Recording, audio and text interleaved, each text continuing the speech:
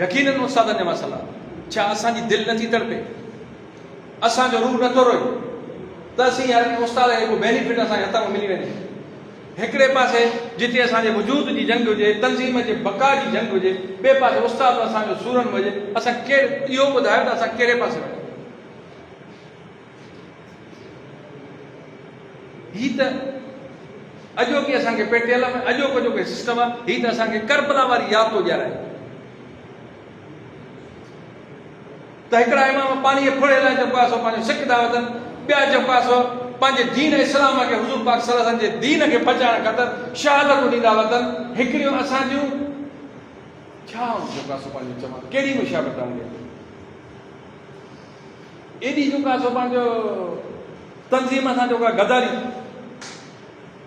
असांखे गदार चवण वारा पहिरें नंबर जा गदार उहे ई आहिनि। अफ़सोस अहिड़ी ॻाल्हि आहे, मूंखे सिंध जो सभु उस्ताद अज़ीज़ आहे, पर जंहिं उस्ताद पेटियल खां किनारा कशी करे ऐं बेज़ारी ॾेखारे चयो त मुंहिंजो पेटियल सां को वास्तो न आहियां, न हुनजो मेंबर आहियां, न उहिदेदार आहियां, मां कुझु बि न आहियां, ऐं असांजा दोस्त हुनखे खणी जेको आहे मॉनिटरिंग कमेटीअ में प्रदीप कुमार जो नालो ॾियनि, हीउ तव्हां पेटियल जा सॼणा आहियो। जंहिं ममता छा जेको आहे इलेक्शन कमीशन में क़ुर खणण लाइ तयारु आहे ऐं हुनखे रिज़ल्ट ॾियण लाइ असांखे तयारु न आहे, उहो माण्हू ईमानदार थी करे इलेक्शन कमेटी में अचे थो। शाहिद मामली सॼो ॾींहुं जेको आहे सो कूड़ा क़ुर खणंदो अचे, उहो माण्हू मॉनिटरिंग कमेटीअ मां। अब्दुल ख़ालिक भंगवार ज़ाती तरह सां मुंहिंजो दोस्त आहे, अलाह हुनखे वरी हयाती ॾे, पर जंहिं पेटियल जे इलेक्शन में कलूर कयो आहे उन माण्हू खे जेको आहे सो चौकीदार मुक़ररु कयो आहे। हीअ पेटियल तंज़ीम सां जेको आहे सचाई आहे। सिंध में ॿिया माण्हू कोन्हनि छा? ऐं वॾो अब्दुल ख़ालिक भंगवार खे चयो हुयो, मूंखे चए मूंखे इलेक्शन कमीशन चेयरमैन कराए। मां चयो हक़ीक़त जेकॾहिं पुछींदो त तो सॼी इलेक्शन बहितर कराई, हिकु ॿ फ़ैसिलो तो ग़लति कयो, ख़ैर आहे उहो हज़म करे वञो आहे, पर तो जेको पेटियल सां बैलेंडर कयो, मर्कज़ी इलेक्शन कमीशन में जेको आहे तो बैलेंडर कयो, उन खां वधीक जुर्मदार ऐं सम्झां ॿियो थी कोन थो सघे। भली धरती उथी पए, मूंखे मुफ़्तम सदारत मिले, ऐं तोखे जेको इलेक्शन कमीशन जो चेयरमैन करण लाइ तयारु न आहियां। ज़ाती ज़िंदगी में तोसां मुंहिंजो वॾो इख़लाक़ वारो रस्तो आहे। त हिन क़िस्म जी आहे। सोशल मीडिया ते मोम हले थी पई, हीअ प्लान तहत हले थी पई, अवां दोस्तनि खे ख़बर नथी पए पई।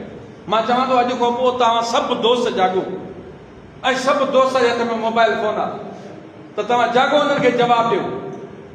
जेके लिखनि था, हिकिड़ो लिखे थो तव्हां 50 जवाबु ॾियो, त तव्हां गद्दार आहियो पेटियल जा।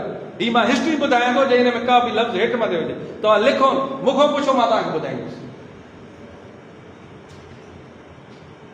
मूंखे हिन ते अफ़सोस न आहे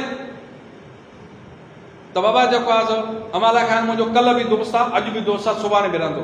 सियासी फ़ैसिलो हुनजो राइट आहे, कंहिं सां बि बीही सघे थो, कंहिं सां बि जेको हेल्प करे सघे थो, उहो राइट आहे।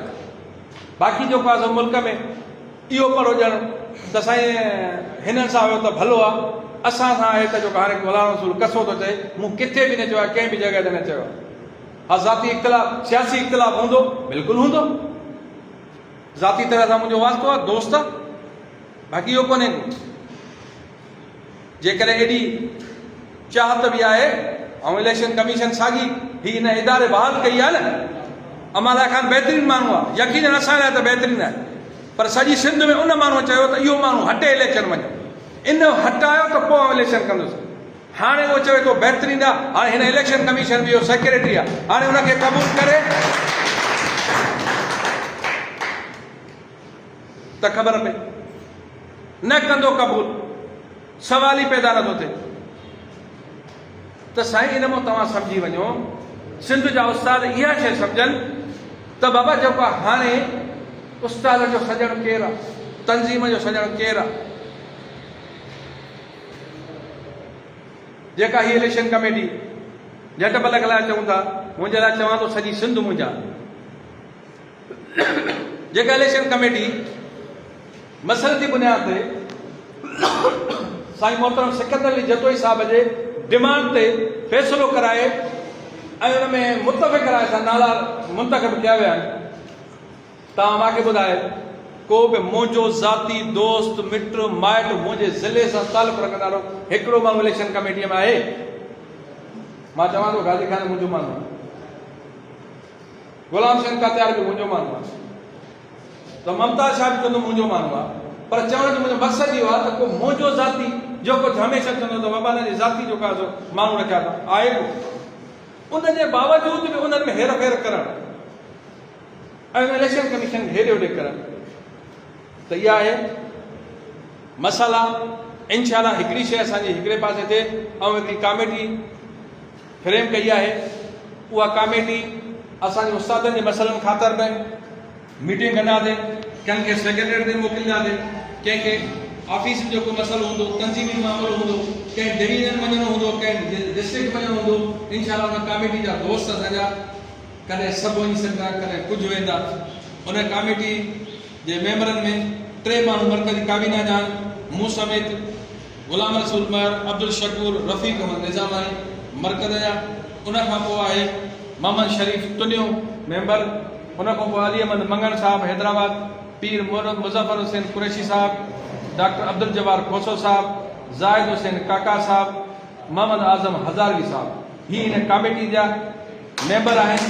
ही कमेटी आहे, इहा कमेटी कोर्टनि में बि पंहिंजी जेका सो सर्विस ॾींदी ऐं असांखे ज़रूरत थी पए कंहिं ॿी डिवीजन केस दाख़िल करण जी, त इहा कमेटी दोस्तनि सां मशवरो करे उते केस बि दाख़िल कराईंदी।